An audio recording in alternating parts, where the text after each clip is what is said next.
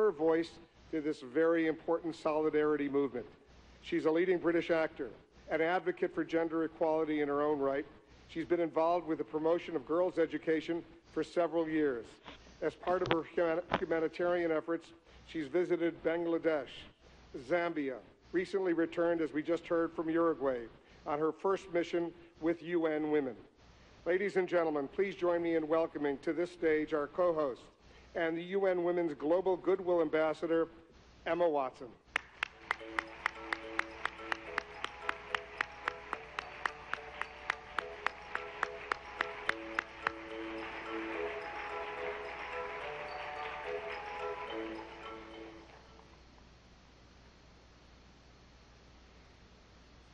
Your Excellencies, UN Secretary General, President of the General Assembly, Executive Director of UN Women, and distinguished guests. Today, we are launching a campaign called HeForShe. I am reaching out to you because we need your help. We want to end gender inequality, and to do this, we need everyone involved. This is the first campaign of its kind at the UN. We want to try and galvanize as many men and boys as possible to be advocates for change. And we don't just want to talk about it. We want to try and make sure that it's tangible. I was appointed as Goodwill Ambassador for UN Women 6 months ago. And the more I've spoken about feminism, the more I have realized that fighting for women's rights has too often become synonymous with man-hating. If there is one thing I know for certain, it is that this has to stop. For the record, feminism, by definition, is the belief that men and women should have equal rights and opportunities. It is the theory of the political, economic, and social equality of the sexes. I started questioning gender-based assumptions a long time ago. When I was 8, I was confused being called bossy because I wanted to direct the plays that we would put on for our parents, but the boys were not. When at 14, I started to be sexualized by certain elements of the media. When at 15, my girlfriends started dropping out of their beloved sports teams because they didn't want to appear muscly. When at 18, my male friends were unable to express their feelings. I decided that I was a feminist, and this seemed uncomplicated to me. But my recent research has shown me that feminism has become an unpopular word. Women are choosing not to identify as feminist. Apparently, I am among the ranks of women whose expressions are seen as too strong, too aggressive, isolating, and anti-men, unattractive even. Why has the word become such an uncomfortable one? I am from Britain, and I think it is right that I am paid the same as my male counterparts. I think it is right that I should be able to make decisions about my own body. I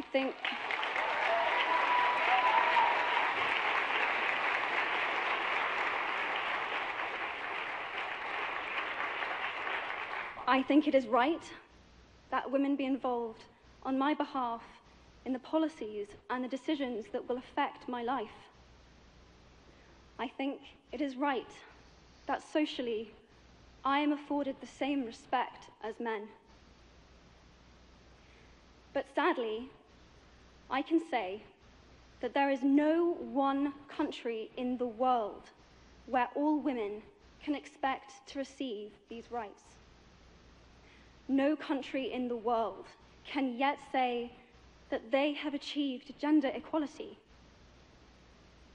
These rights I consider to be human rights, but I am one of the lucky ones. My life is a sheer privilege because my parents didn't love me less because I was born a daughter. My school did not limit me because I was a girl. My mentors didn't assume that I would go less far because I might give birth to a child one day. These influences were the gender equality ambassadors that made me who I am today. They may not know it, but they are the inadvertent feminists who are changing the world today. We need more of those. And if you still hate the word, it is not the word that is important. It's the idea and the ambition behind it. Because not all women have received the same rights that I have. In fact, statistically, very few have been. In 1997, Hillary Clinton made a famous speech in Beijing about women's rights. Sadly, many of the things that she wanted to change are still true today. But what stood out for me the most was that less than 30% of the audience were male. How can we affect change in the world when only half of it is invited or feel welcome to participate in the conversation? Men, I would like to take this opportunity to extend your formal invitation.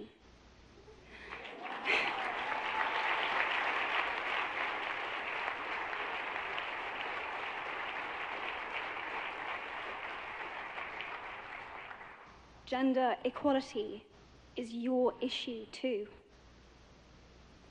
Because to date, I've seen my father's role as a parent being valued less by society, despite my needing his presence as a child as much as my mother's. I've seen young men suffering from mental illness, unable to ask for help, for fear it would make them less of a man or less of a man. In fact, in the UK, suicide is the biggest killer of men, between 20 to 49, eclipsing road accidents, cancer, and coronary heart disease. I've seen men made fragile and insecure by a distorted sense of what constitutes male success. Men don't have the benefits of equality either. We don't often talk about men being imprisoned by gender stereotypes, but I can see that they are, and that when they are free, things will change for women as a natural consequence. If men don't have to be aggressive in order to be accepted, women won't feel compelled to be submissive. If men don't have to control, women won't have to be controlled. Both men and women should feel free to be sensitive. Both men and women should feel free to be strong. It is time that we all perceive gender on a spectrum instead of two sets of opposing ideals.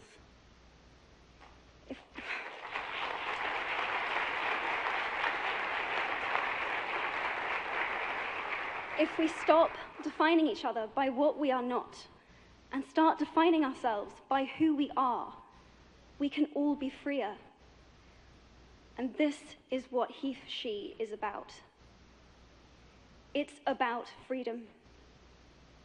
I want men to take up this mantle so that their daughters, sisters, and mothers can be free from prejudice, but also so that their sons have permission to be vulnerable and human too.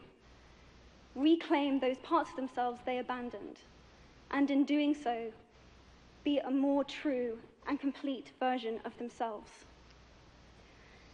You might be thinking, who is this Harry Potter girl? And what is she doing speaking at the UN? And it's a really good question. I've been asking myself the same thing. All I know is that I care about this problem, and I want to make it better. And having seen what I've seen, and given the chance, I feel it is my responsibility to say something. Statesman Edmund Burke said, "All that is needed for the forces of evil to triumph is for good men and women to do nothing." In my nervousness for this speech, and in my moments of doubt, I've told myself firmly, if not me, who? If not now, when? If you have similar doubts when opportunities are presented to you, I hope that those words will be helpful. Because the reality is that if we do nothing, it will take 75 years, or for me to be nearly 100, before women can expect to be paid the same as men for the same work. 15.5 million girls will be married in the next 16 years as children. And at current rates, it won't be until 2086 before all rural African girls can have a secondary education. If you believe in equality, you might be one of those inadvertent feminists that I spoke of earlier. And for this, I applaud you. We are struggling for a uniting word, but the good news is that we have a uniting movement. It is called HeForShe. I am inviting you to step forward, to be seen, and to ask yourself, if not me, who? If not now, when? Thank you very, very much.